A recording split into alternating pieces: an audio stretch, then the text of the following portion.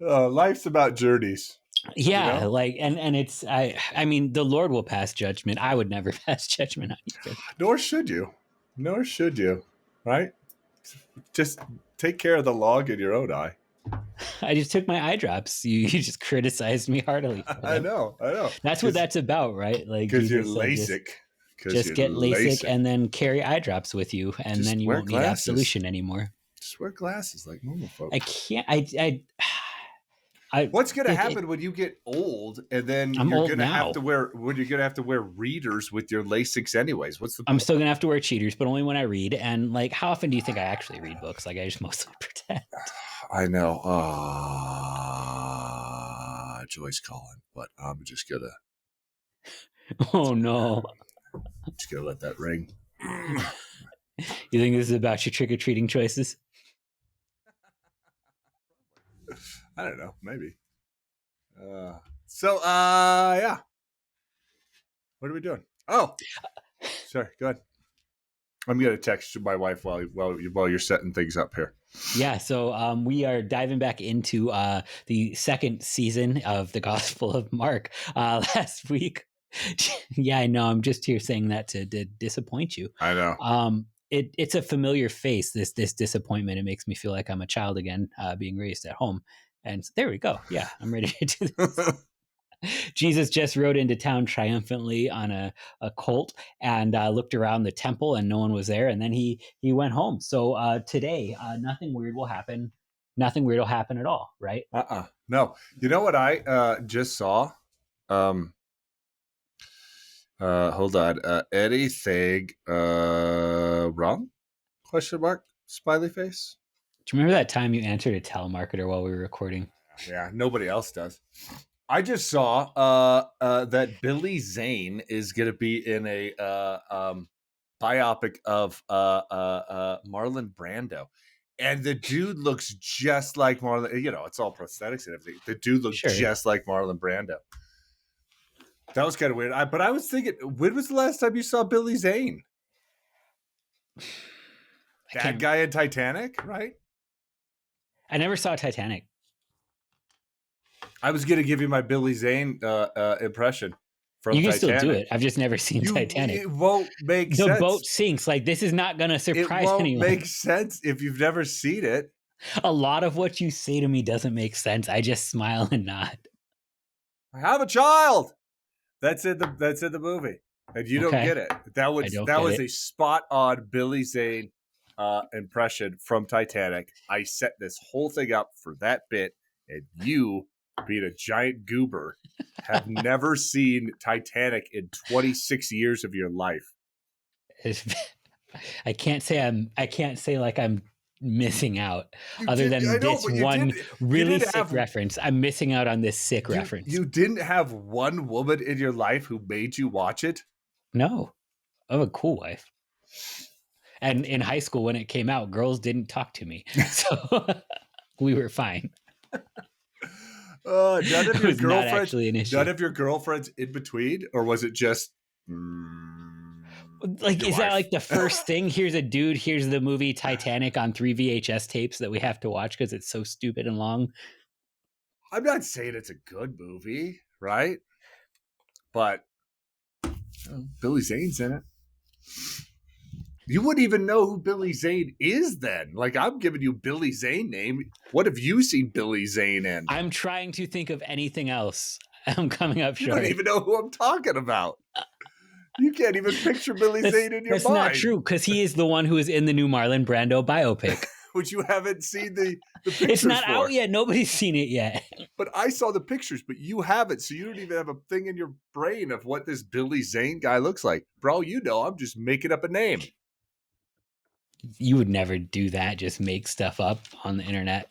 Tell lies to me. Can't believe this whole bit for nothing. I know who Leonardo DiCaprio is and never saw that movie. I don't understand. Your logic doesn't seem quite so airtight to me. Your logic's about as ship safe as the Titanic. So you're comparing Leonardo DiCaprio, and I'm not saying good actor, and I'm not even saying good anything. I'm just saying a level of popularity and movies that they're in. You're saying DiCaprio and Billy Zane are on the same level. I'm going to Google who Billy Zane is right now, which should probably answer your question. It's okay. He's probably never heard of me either. Well, that's for sure. I mean, nobody else has either. But no. Except he's Phil 58 Collins. Years old. Except Phil Collins. Phil Collins Hi, Phil. does. The one guy who watches our show. He was. Do you think we he was could in get Back to the Future? What are you talking about? Do you think we could get a defamation suit? He was Phil Collins. He was in Tombstone. He wasn't. He was in Tombstone, Zoolander. but he wasn't. Was he? Well, yeah, he was in Zoolander as Billy Zane. But was which you didn't understand that reference because you never saw Titanic. What was he in Back to the Future? Like, let me click the button and then we will find out together. Rockabilly Guy number 2? Was that what it was? Probably. I didn't even know Billy Zane was in that. This is going on 6 minutes, man. This is too far of a bit. I know. This is 6 minutes. The people are done with it. You need to move on. I don't even care. What? You're the one that wanted to do this bit. I'm done with it. And you're sitting there on your iPad. I'm reading the Bible.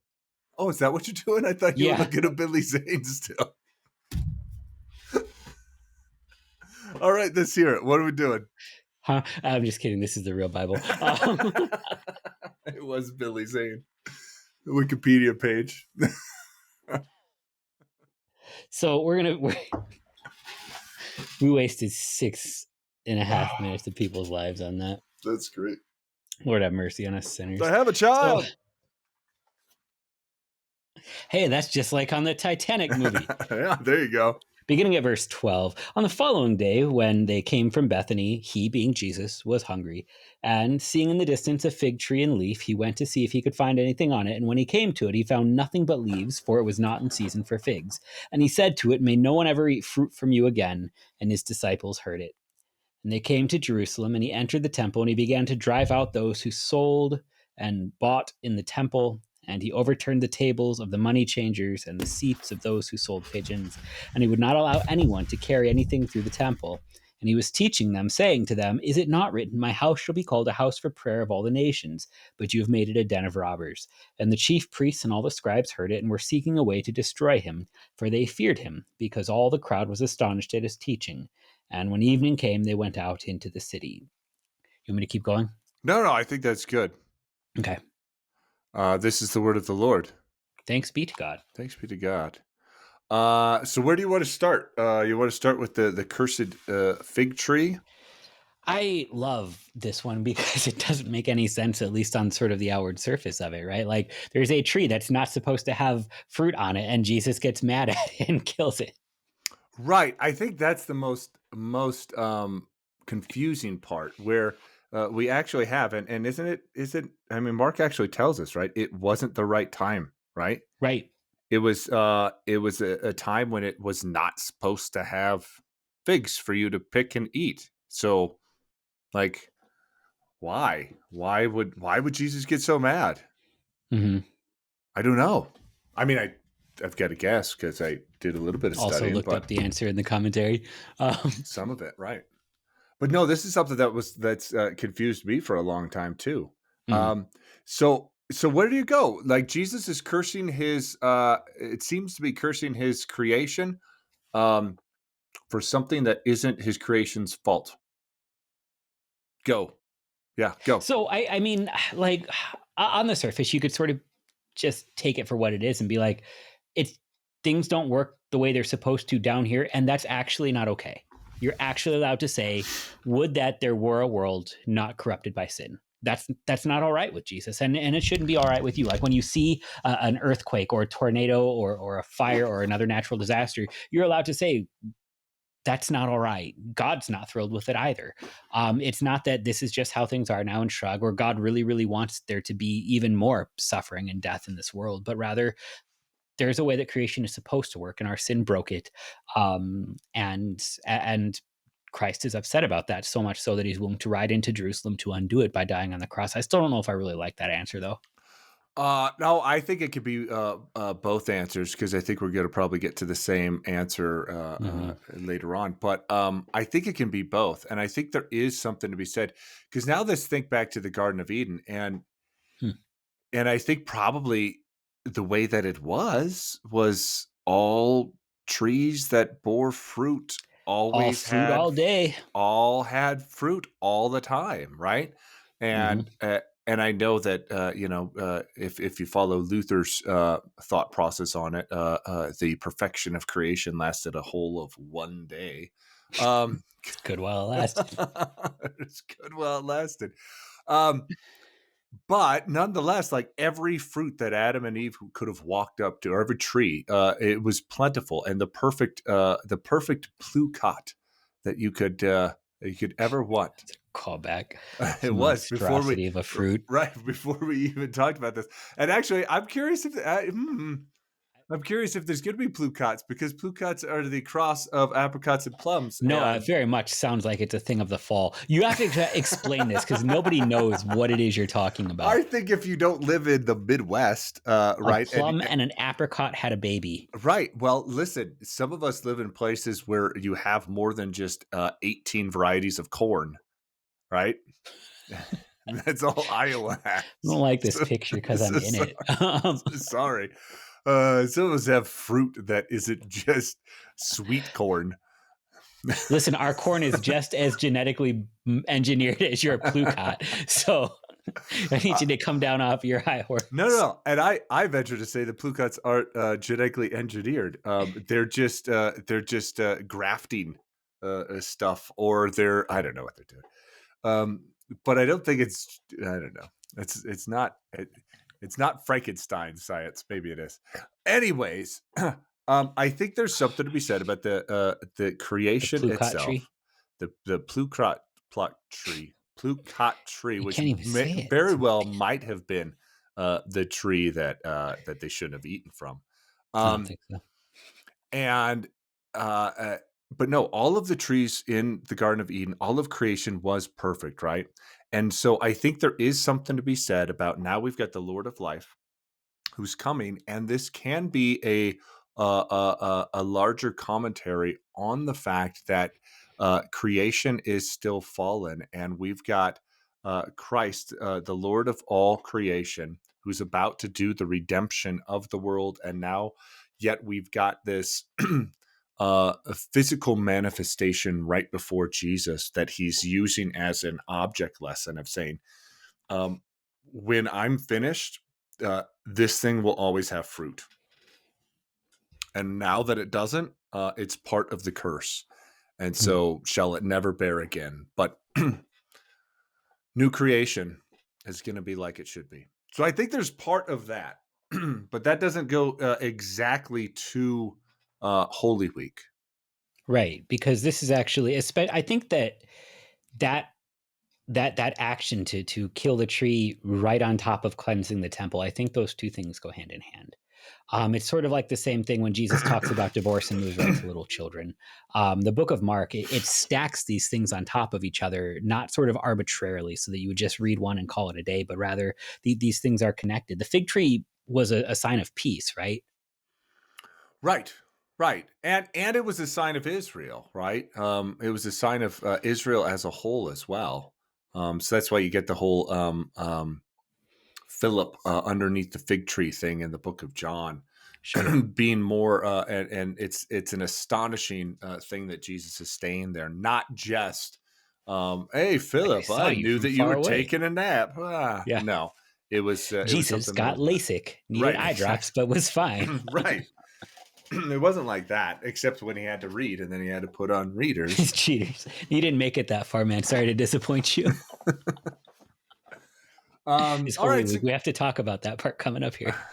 So go then. We've got the Jesus cleansing the temple or the fig tree, and you're putting them all together. So I think so. So if this is a sign of peace, of Israel, how it's supposed to be, I think we're allowed to ask, how's that how's that working?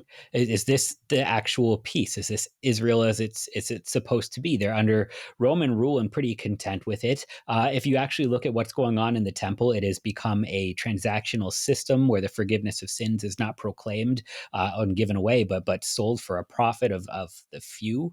You have the Pharisees who would utterly condemn the idea of a Messiah who might, I don't know, die on the cross and rise again 3 days later, because they have a little bit of political power and they're not willing to trade it up. The Sadducees who don't even believe in the resurrection at all. Like, this is awful peace. If this is what peace is, maybe it should die. Okay. I wasn't going to go there. I was going to go to a different place. Oh, I was going to go there. No, this is a false peace. Then continue. This is a false peace that saves no one. And part of cleansing the temple isn't just making room for the good things, but in the same way, like if I don't know, as we record this on a day, the Reformation Day, what if a church system were set up? Huh? You'll see it in April. You know why? Because we cut the season in half. Makes me so happy. I'm just going to start adding seasons every third episode now just to make you sad. Yeah, that's what Netflix does. Yeah. That's why the Stranger Things kids are 30. Yeah, I know. You're already old. We can't do this. You'll die. Patrick thinks that Billy Zane was from the ShamWow commercials. What's wrong with you people?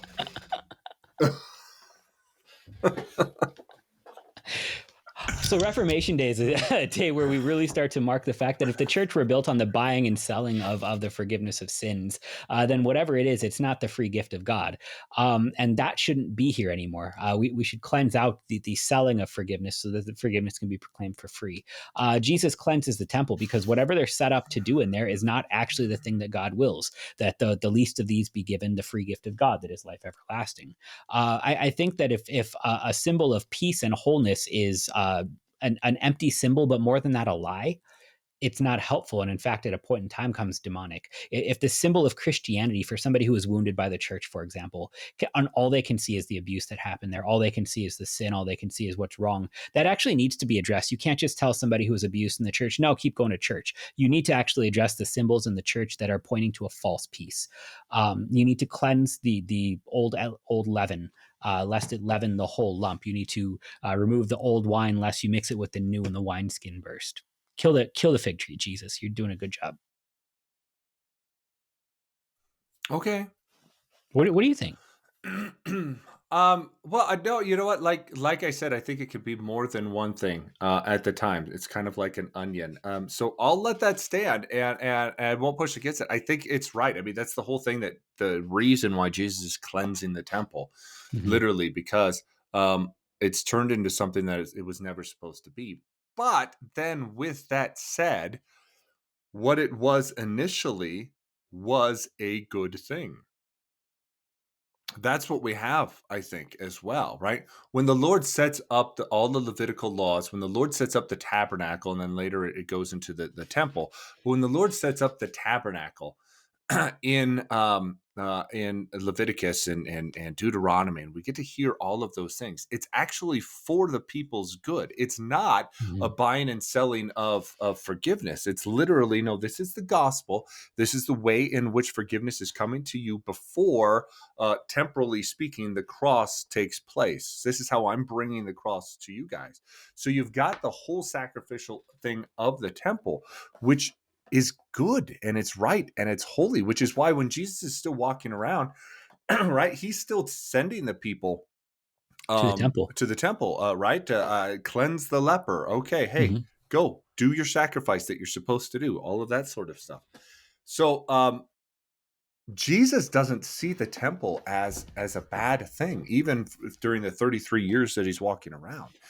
But my contention is, this is where we ended last time, was when Jesus does the whole triumphal entry, and then it seems anticlimactic, like he was expecting to do something giant and huge, and then he shows up and it's closed. It's got the closed sign on the window of the temple.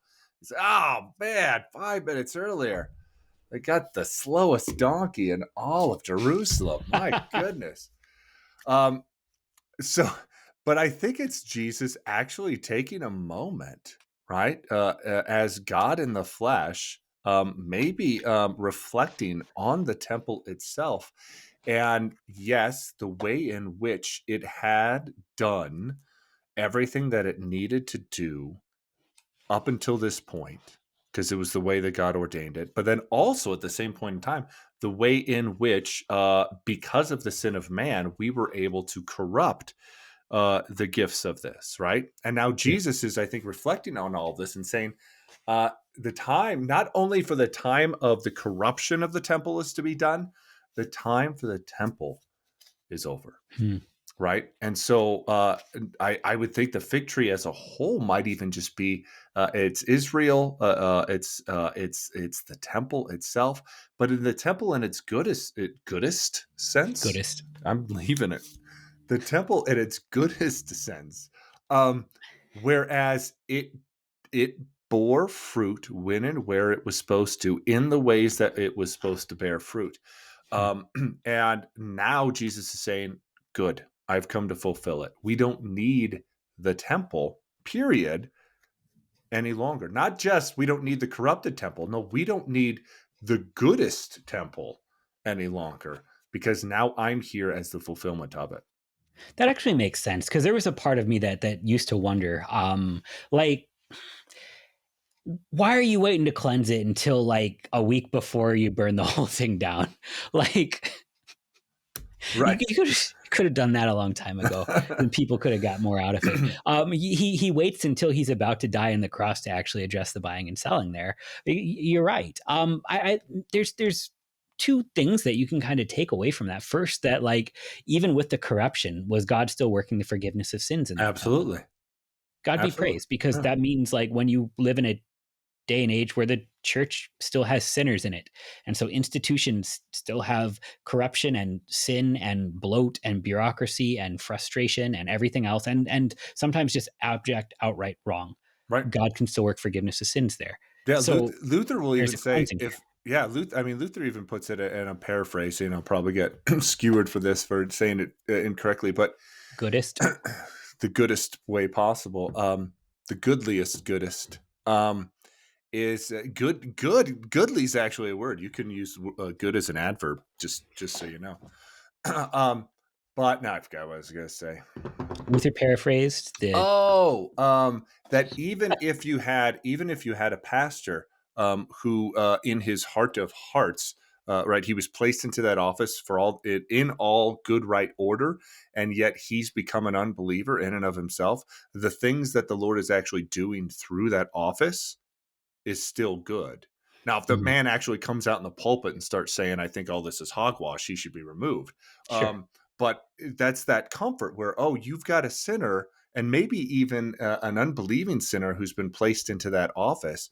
The Lord is actually bigger and gooder than that. Gooder. This is an old church heresy too, called Donatism.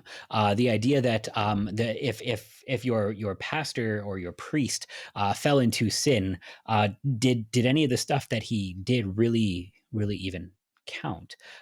There was a time during persecution of the church where the city was put under siege, and they were told, recant the faith or else we're going to kill you. And a bunch of the priests were like, well, absolutely, we recant the faith because that sounds bad.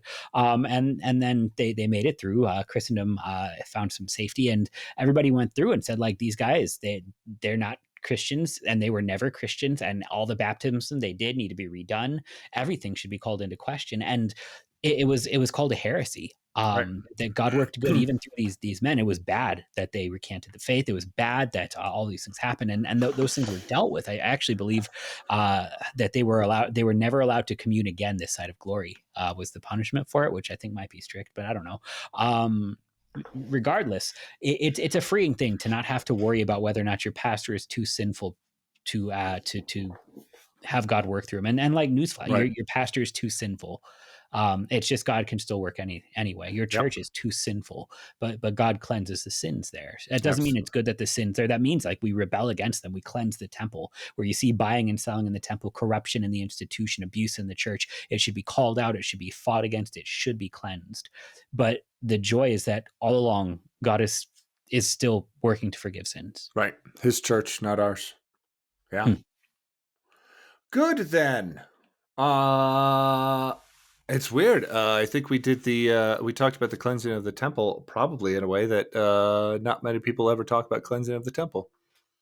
What's the usual way to talk about the cleansing of the temple? I don't know. You actually get into the money changers and the Jesus with the whip and driving them out and doing all that sort of stuff. And I nope. I like what we did. Let's just keep it there. I understand that, but like that one's always seemed a little bit sort of half-hearted to me because nobody has ever like done that when the ushers come up with the offering plates. Right, you do see that meme, right, on the internet, which is what would funny. Jesus do? And Flip he's tables. got the whip. Yeah. Yeah. My favorite is somebody photoshopped a picture of the Pope in there, and it looks like Jesus is about to whip the Pope. Which one? Francis. Poor Francis. For being a hippie. And a bit of a universalist. A bit? An all the way universalist. There we go. I think that's the better way to say it, right? And a bit of a hippie. Right. Maybe there. Right. I mean, he's just doing what Vatican II kind of opened the door for, but that's a whole other discussion. For a whole other time. I mean, like I've preached that sermon, and then the ushers have brought me the plates, and I've held them up to the Lord, and I was like, "Here we go, we're cool now, right? Can we have communion?" And it's not what that is. It's not what that is. But there's just a little bit of an aftertaste. Yeah. I'll see what I can do. The next. When does this come up? I don't know. Lent? Is that when it is usually? I don't know what it is in your lectionary. But you use the 3-year lectionary too. You're not still with it. You're just no. I like the 1 year. I know, but your church does the 3, does it? No, my church does the 1 year. It's my disappointed look. I love you too. We out. So what? We're out? No, we're gonna keep going. Well, that's only 26 minutes, and eight of it was horrible banter about Billy Zane. I'm sure that I will disappoint you again. Okay, so what else do you got? It just seemed let's finish. We're gonna do 3. This is why you're gonna have a second season for the Gospel of Mark, because you're gonna pull 3 episodes out of. Let's try and get chapter 11. Come on. All right, let's finish it up. Let's do it. Go. Read me the lesson. Where is it? Verse 20. As they, being them, passed by in the morning, they saw the fig tree withered away to its roots. And Peter remembered and said to him, Rabbi, look, the fig tree that you cursed has withered. And Jesus answered them, have faith in God. Truly I say to you, whoever says to this mountain, be taken up and thrown into the sea, and does not doubt in his heart, but believes that what he says will come to pass, it will be done for him. Therefore I tell you, whatever you ask in prayer, believe that you have received it, and it will be yours. And whenever you stand praying, forgive if you have anything against anyone, so that your Father, who is in heaven, may forgive you your trespasses. This is the word of the Lord. This is more connections to the earlier stuff, right? Sure. Because Jesus is randomly it seems to randomly be talking about prayer here. But what did he say when he was in the temple? This is a house of prayer. So he's connecting this back to what he did the day before. And I don't know about you. And I'm pretty upset about myself and my lack of faith because I live in Colorado and I have yet to be able to move any of those stupid mountains. I would move them here because they're pretty. I know, but my guess is you can't even move the manure pile that is your mountain in Iowa, right? That's probably the highest, right? The highest. I have kids to do that for me. I don't need to pray. You can't do it with your faith, right? So what is this all about? What's this? Yeah, this is to move mountains of amazing things. The beginning of a lot of disappointment and like honestly money grabs. It's a great way to actually introduce money changers right back to the temple. It's hilarious that as soon as Jesus gets done cleansing the temple, the faith healers will grab hold of this and all the televangelists and they'll say, if you just send in your money and pray real hard, your cancer will be gone. Right. If you only had enough faith, you would be to able donate to this to pull this off. Right. So what's the mountain that he's talking about? So I don't know if there's a specific like mountain. I've always just sort of wondered if the real gift was the friends we made along the way, and the real faith might even just be acknowledging that the mountain is where God needed it to be. That was that was the worst hallmark Christian theology I've ever heard in my life. No, like why are you trying to move the mountain God put there? Just leave it alone. Why do you think you can do better? Oh, Maybe he wants it's Iowa to not look this about the way. destination. It's It's about the about the journey. journey. We out. Okay, fine. What does the mountain symbolize I'm not. then? I'm Bring not. me some. I'm not Bring me smart. some. I'm just listening to smarter people and commentaries. But if we Okay. are making this connection with when Jesus, the fig tree, temple, blah blah blah blah blah, and now he's again talking about prayer, which is connecting what he's doing in the temple, which is cleansing it and driving it out, and he's cursing the fig tree, and now it's saying the fig tree represented the temple, and now the temple in its good and its evil is bad.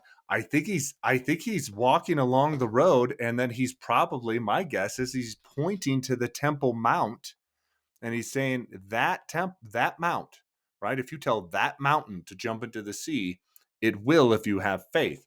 And I think what he's saying here is that Write it down. mountain, the temple, is done. It's already in the sea. It's had its fulfillment, and this is what I've actually come with. So the faith to move mountains isn't the faith to literally move a stupid mountain or whatever garbage you put out earlier about friendship and friends are friends forever if the Lord's the Lord of them, right? Um, but but no, it is the fulfillment of the Old Testament and all the sacrificial Mhm. systems and everything that was promised in the Old Testament and right there at the temple. It's in me right now. If you have that faith, you'll see it actually manifested before your eyes when I'm on the cross. But none of them had that faith, and so that's why they all run and hide when it's manifested before them on the cross. That's my contention. It's I not hear mine. you. It's probably it's actually better than mine too. Because like both of us are trying though to deal with the verse that comes after it. That whatever you ask in prayer, believe that you have received it, it will be yours. And it doesn't say the forgiveness of sins that you ask will be yours. It doesn't have to say sort of the contentment with the situation will be yours. It still says whatever. So Yeah, but like this is I think I'm gonna cut you off. I'm gonna good. push against it because this is the way in which Luther will talk about the Lord's Prayer as well. Yeah. That in praying the Lord's Prayer, we are actually also praying for the Lord to move our will so that we are actually praying for what our Lord is actually delivering. So I think that's what Jesus is saying here as well, right?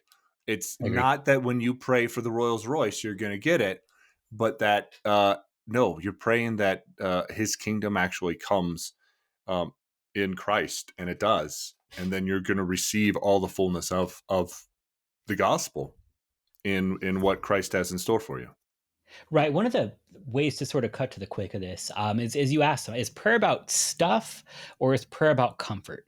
Because if prayer is about stuff, then God is a vending machine. And Right. it's really just sort of how do you figure out how to work this system? What do you need to buy and sell in the temple to get what you really want, which isn't God? But if prayer is about comfort, then at the end of the day, the comfort is that your God is taking care of you. Ask whatever you want and know that God will work good regardless of what you ask. And your ultimate prayer is shape my words and more shape my heart so that it would actually want the things that are of life and not of death. Yep. Now we're out. Now.